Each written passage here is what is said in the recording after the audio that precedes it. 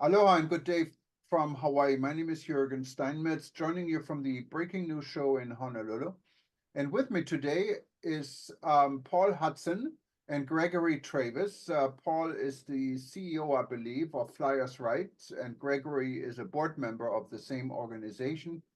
I think you're based in Washington, D.C. We had Paul on our show a number of times. Not only is he an aviation expert, he is also very much involved in protecting consumers and advising consumers in what resources and rights they have when something goes wrong with the flight.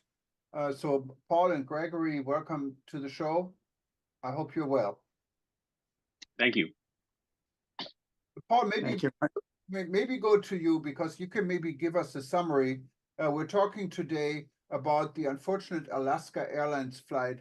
And I have to say this was quite a scare from my end because I had a family member traveling just a few days earlier on Alaska Airlines here from Honolulu to the West Coast. And we're using the 737 MAX, not only on Alaska Airlines. I've seen it on United, but I haven't seen it recently on United. Looks like they upgraded to a different aircraft. And I'm always, when I'm going on a 737 MAX here to Honolulu, what is a 5-hour over water flight with no place to land if something happens in between.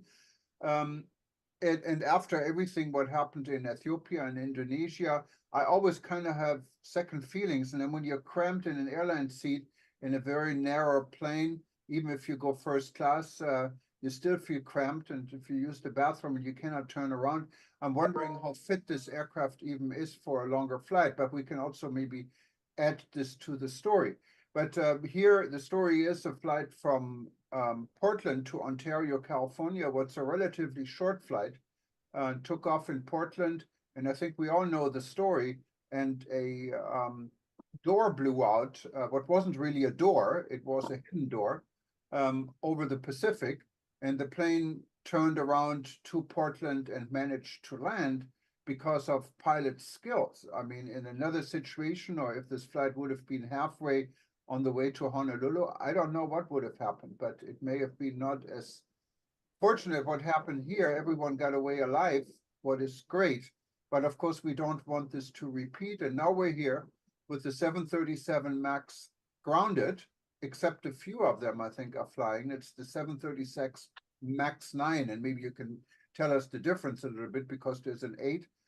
But right now, I know here in Honolulu, we have flight delays. Alaska Airlines almost only using this aircraft over water is pretty much out of business here right now, booking everyone on Hawaiian, and they recently bought Hawaiian Airlines. So I guess it stays in the family. But give us your side and your background and what do you know about the story, Paul? So I've been on the FAA safety committees going back to 1993. And we've been, through Flyers Rights, closely following the saga of the MAX. Going back to 2018, they had their first crash in Indonesia. Then they had a second crash in March of 19 that resulted in all the MAX planes being grounded for 20 months. They were ungrounded at the end of 20, supposedly having fixed the MCAS flight control system that caused those 2 crashes. And now, since then, since 21, we've had a long series of what are called service difficulty reports and some in-flight emergencies, something like 1,300 just in the US. This is a large number for a new aircraft.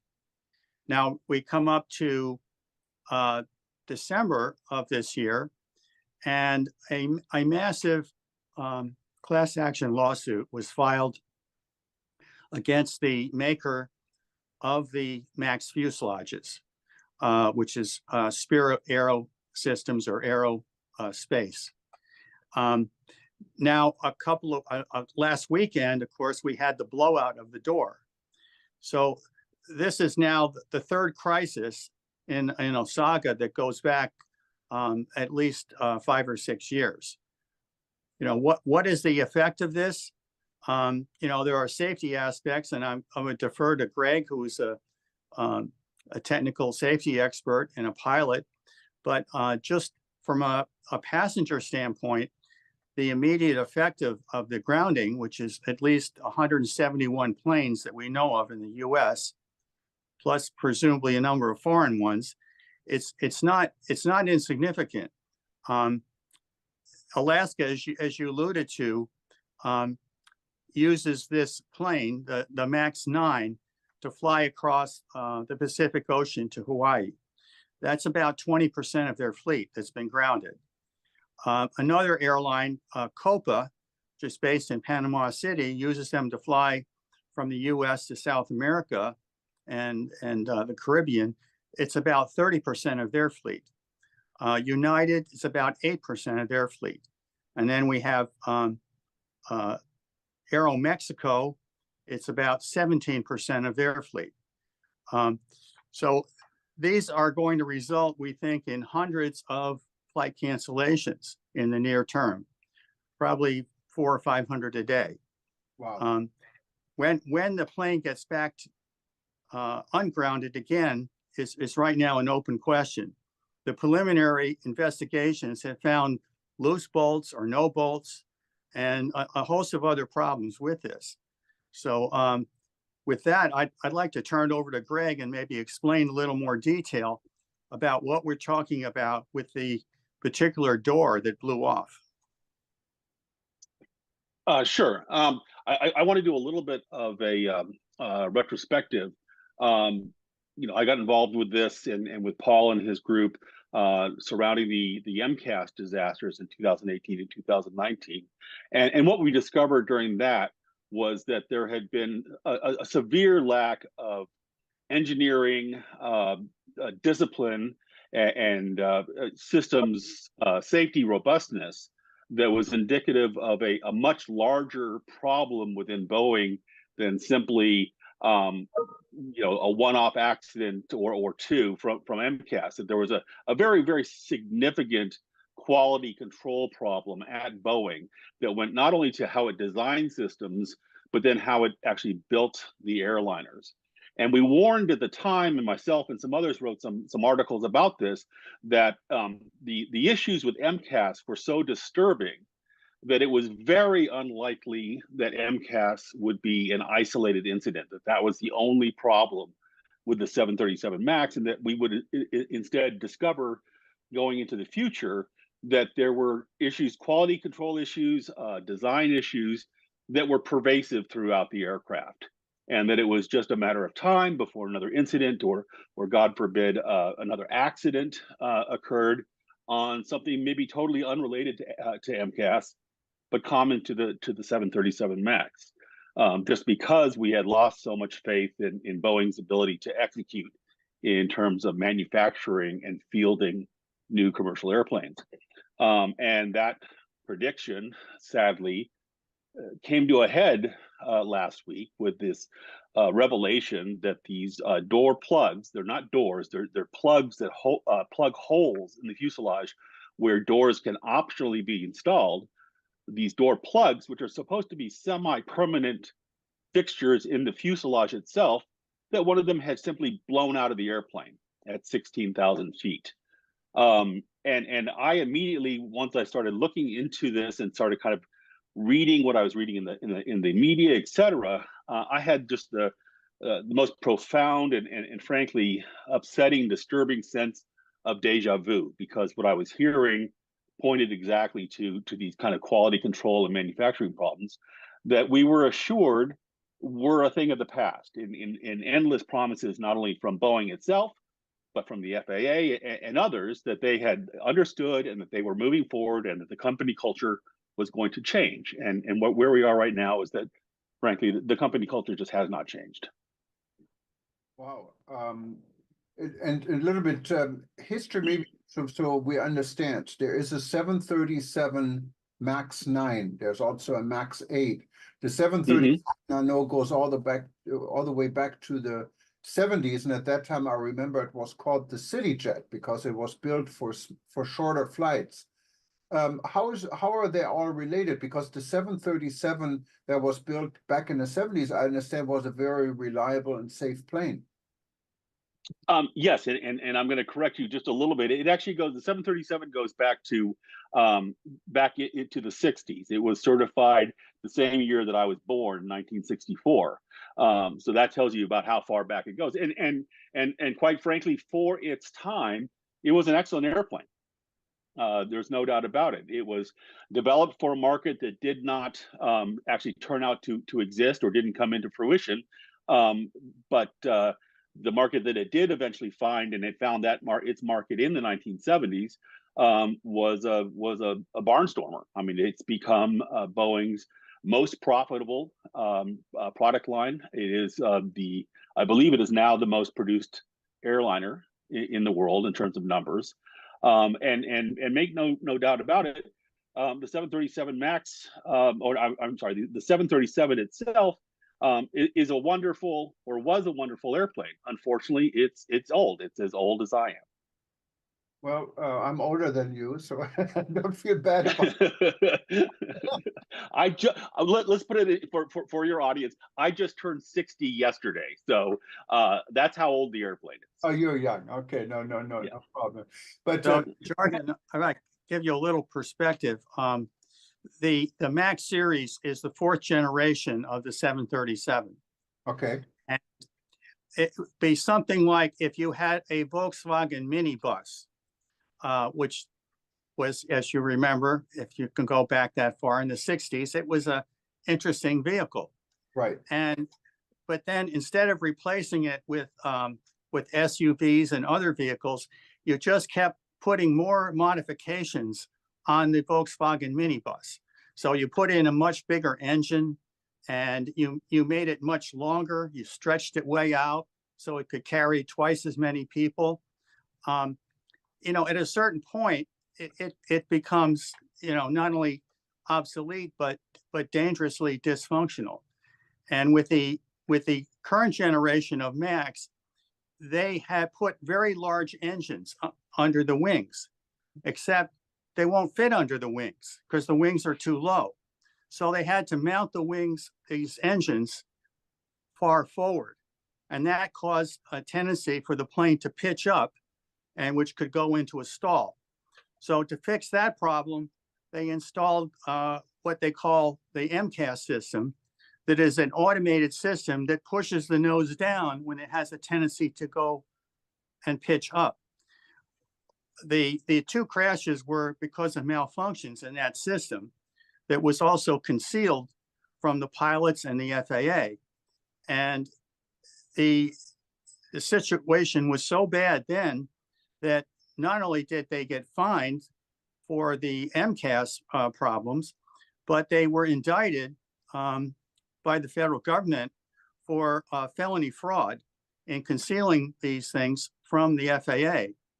And since January of 21, they have been under what's called deferred prosecution agreement, which allows them to stay in business without a felony conviction, provided they don't do anything bad like they did before.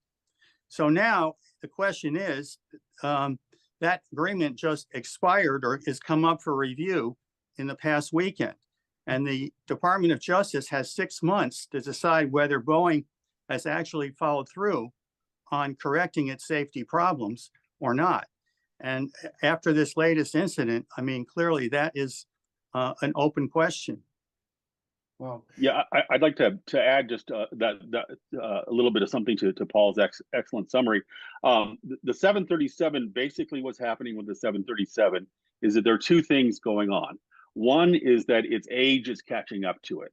And by that, I mean that decisions that were made back in the 1960s about how low it would sit to the ground, et cetera, are now starting to get in the way of its evolution because it made it difficult, as Paul mentioned, to fit larger engines to it. The door plug that we're talking about now, in fact, is a design that was added to it in 1996. The original door plugs that it was fitted fitted with back in the 1960s would not have suffered from this kind of failure. But in order to accommodate larger exit doors, they had to change the design of the door and the fuselage hole, and they came up with these outward opening doors, and that's directly traceable to what happened there. Now, if kind of getting old wasn't bad enough, it's happening at a time when this is my opinion, but I think it's shared by a lot. When Boeing is essentially becoming entirely disinterested in manufacturing commercial airliners. Everything that they're doing, from moving first to Chicago and then moving their headquarters to Washington, D.C., says that where their future is, that they're thinking of, is in the military space, not the commercial space. And they really seem to not be interested. They've taken their eyes and their hands off the ball in terms of quality control, and that married to an old and aging airframe design, I think is a recipe for disaster. Now, just to clarify one thing I'm not clear about, very interesting feedback.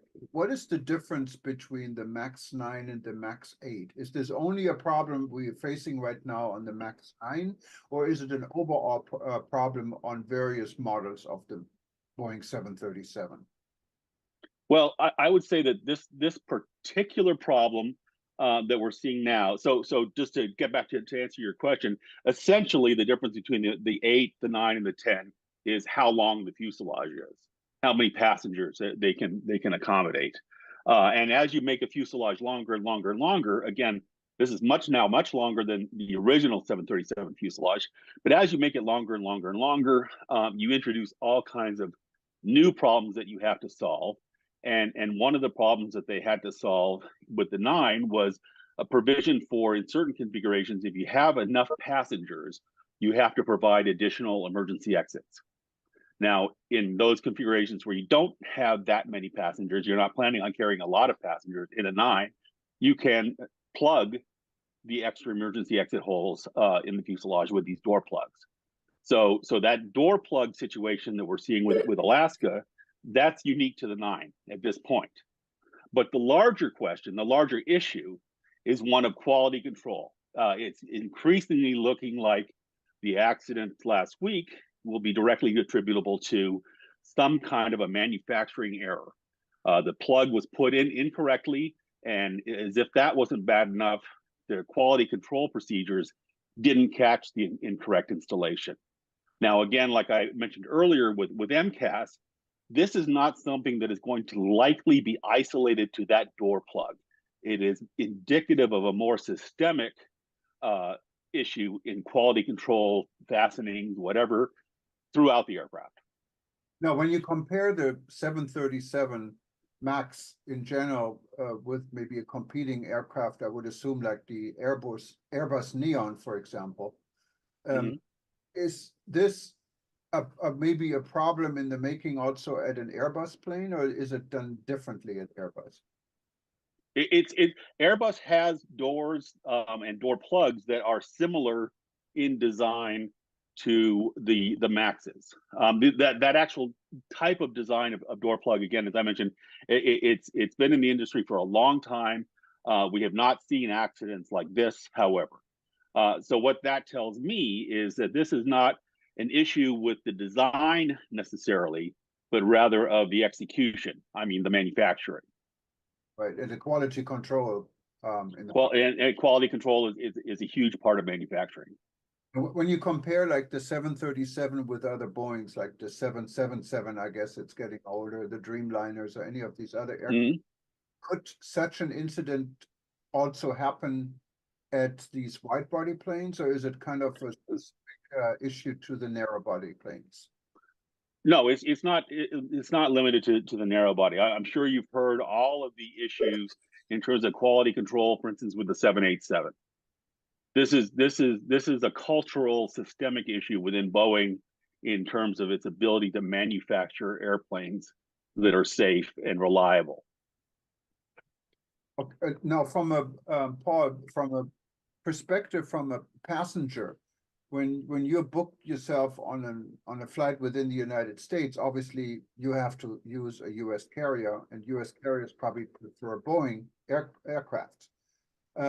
Is there a ground if, I mean, I'm very conscious on, because what happened to 737, I would not go voluntarily, I even pay more if I go on a different model type, like specifically here from Honolulu. So I prefer the 777 or the Dreamliner or someone else, some other aircraft over this. So if I was booked on a 37, do you have grounds to change your flights free? I know some airlines let you do it anyway. Yes. But So when the Maxes were grounded after the second crash in Ethiopia in 2019, the airlines, were very aware that people did not want to fly on this plane. In fact, the most common question that was being asked online is, how do I avoid that bad plane? So when it was ungrounded in the beginning of 21, airlines were willing to let you change your flight to an on-max aircraft without penalty. But that's all gone away now. Whether it comes back or not is an open question. You can normally find out if you're going to be flying on a max plane, but it requires that you, if you don't have technical software, that you call the airline and find out what the model of airplane is that they're going to fly for that flight. And they can always change it at the last minute. What I've noticed more recently is they have tried to erase the name Max from the Max planes. and a lot of times now I'll get on a plane and there will be nothing about Max on it, but I'll look overhead and I will see the lighting, which is rather distinctive to the Max aircraft, fluorescent, somewhat colored lighting. And oh, I see, now I'm on a Max. So that's something that, it requires due diligence by individual passengers. We are planning to put up on our website a way to more easily find this out. But you have to essentially be your own person.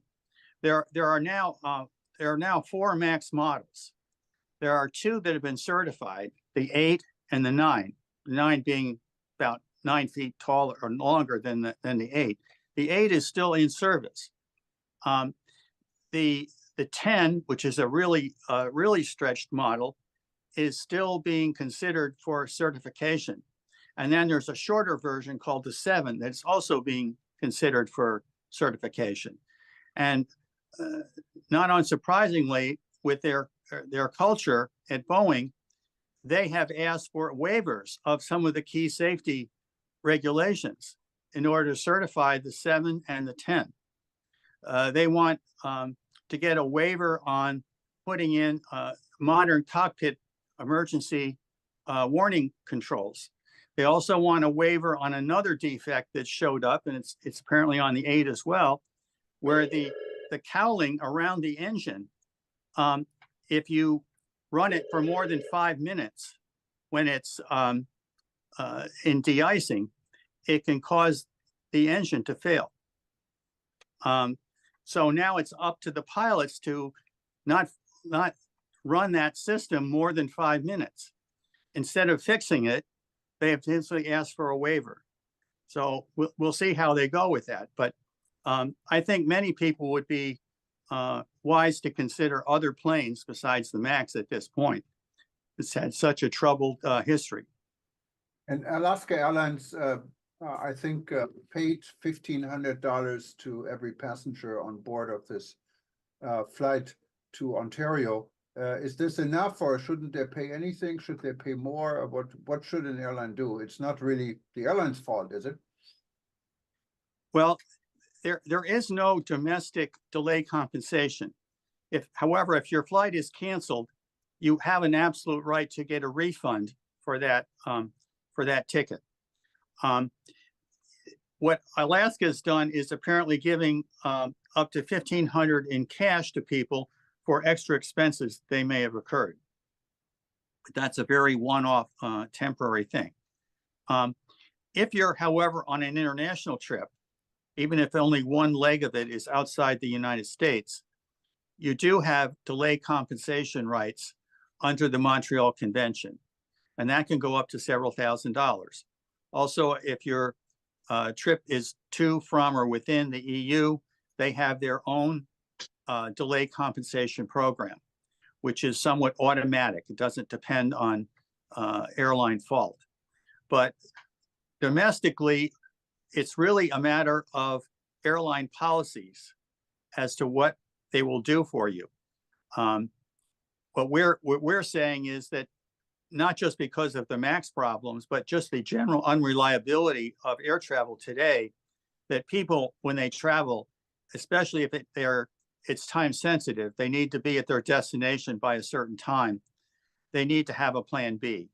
And on our website, we have different tips that you can use to accomplish that.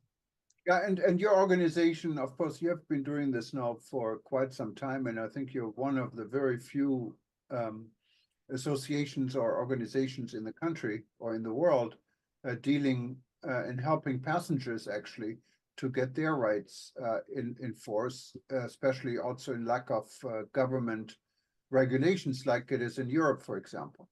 So if someone wants to take advantage of your service, is this a member organization? People join you or they pay you, or how do you guys stay in business? What do you do? How do you do it?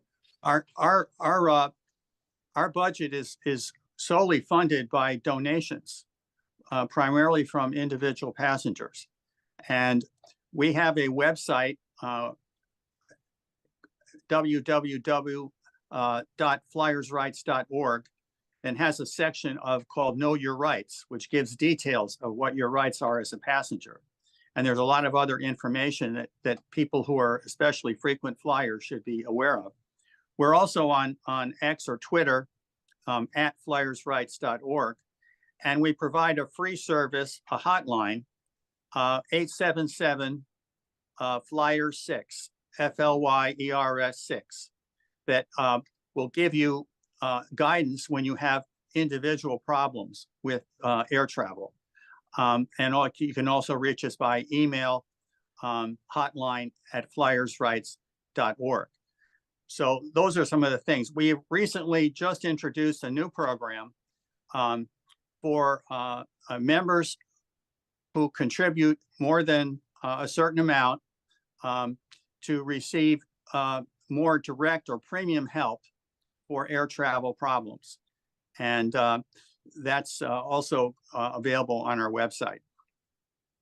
Wonderful. The people you help, do they have to be residents in the United States, or can they be anywhere in the world? Well, we're based in the United States, so we're U.S. Centered. But no, people can call us from anywhere. Our ability to help with international travel on foreign airlines is more limited, however. We're hoping to go worldwide, but that's something to be determined in the future. And of course, every country they have their own rules and their own stipulations, so it's going to be a very difficult task to do this. I can understand this, but thank you very much, Paul and Gregory, especially for what you're doing for our industry, for the consumer, and to keep airline travel safe.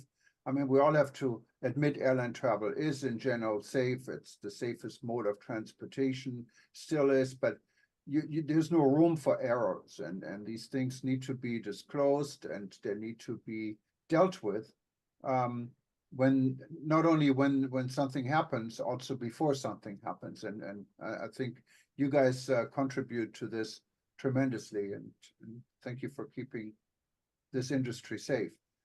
Well, I give both of you the last word, and hopefully we can follow up on this story. I think there's a lot more to tell, and there's going to be some more developments in the 737 development and story. But for now, thank you very much. And Gregory, and let's just go and keep us safe. And the last word is with you. Thank you very much, Jordan. No, thank you, Jordan. I just want to touch on one thing you said, which is you mentioned transparency, and I think that's really the key for the industry. Is that the industry, the manufacturers and the airlines need to commit to transparency about their products, about their services, and full transparency. The more transparent they can be, the better it's going to be for business.